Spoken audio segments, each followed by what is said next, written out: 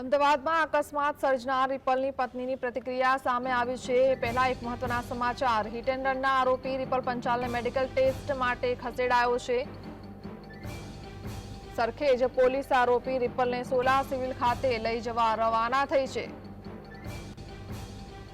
તો પોલીસ દ્વારા આરોપીને મેડિકલ ટેસ્ટ માટે હોસ્પિટલમાં ખસેડવામાં આવ્યો છે।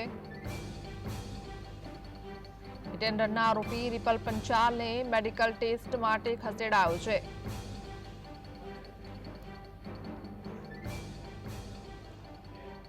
રિપલ પંચાલ દ્વારા અકસ્માત સર્જવામાં આવ્યો હતો અને આ રિપલ પંચાલને હાલ એમ ડિવિઝન ટ્રાફિક પોલીસ દ્વારા મેડિકલ ચેકઅપ માટે લઈ જવામાં આવી રહ્યો છે।